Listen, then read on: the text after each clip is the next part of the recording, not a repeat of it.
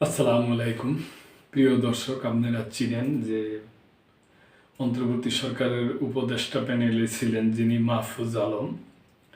আহ, তো উনি মন্তব্য করছেন যে ওনাকে শেষ 4 মাসে নাকি কাজ করতেই দেওয়া হয়নি। শেষ 4 মাস আমাকে কাজ করতে দেওয়া হয়নি, মাহফুজ আলম।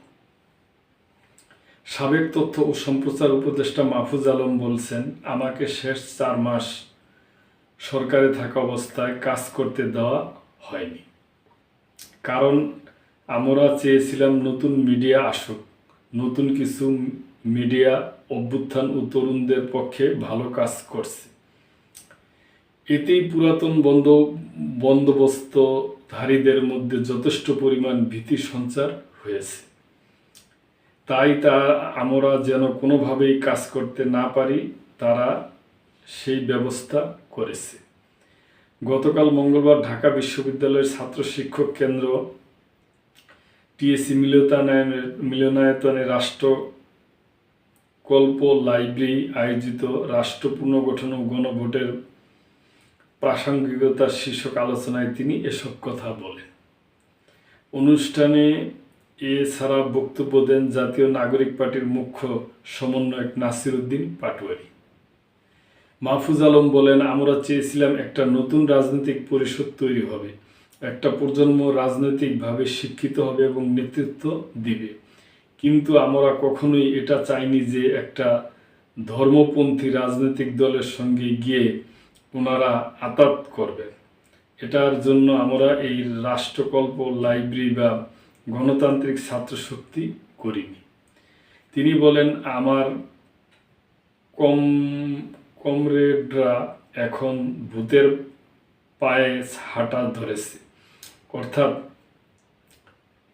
অর্থাৎ পেছনের দিকে হাঁটা ধরেছে। ফলে লড়াইটা আরো দীর্ঘ হবে বলেই দেখা যাচ্ছে। আমরা কোথায় ভুল করলাম তা আমাদের নতুনভাবে দেখা ও বোঝা দরকার।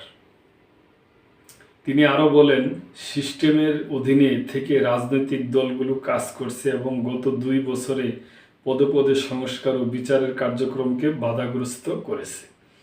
বিচার ও বিভিন্ন তদন্ত কমিটিকে নিজেদের রাজনৈতিক বার্গেনিং টুল হিসাবে ব্যবহার করেছে। সেই দলগুলোর কাছে গিয়ে আত্মসমর্পণ করাটা আমি মনে করি ভূতের মতো পিছে হাঁটার মতো। মাহফুজ আলম বলেন, যে স্বপ্নটা নিয়ে শুরু করেছিলাম সে স্বপ্নটা জাগিয়ে রাখতে আমি ব্যক্তিগতভাবে সমষ্টিগতভাবে কাজ করে যাচ্ছি।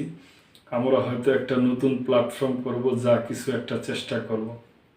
আমরা অন্তত এই আশাটা বাঁচিয়ে রাখতে চাই বিকল্প সম্ভব। বিকল্প আমরা বলে যদি আমরা আবার পুরনো দলের কাছে দাসখত দেই, তাহলে আর বিকল্প আমরা থাকি না। সমাবেশে অধ্যাপক আলী রিয়াজের আসার কথা থাকলেও তিনি উপস্থিত হতে পারেননি। তো প্রিয় দর্শক, এ ব্যাপারে আপনাদের যদি কোনো মন্তব্য করার থাকে অবশ্যই করবেন এবং লাইক, কমেন্ট, শেয়ার করে সাবস্ক্রাইব করে মেম্বারশিপ নিয়ে চ্যানেলটির পাশেই থাকবেন। আল্লাহ হাফেজ।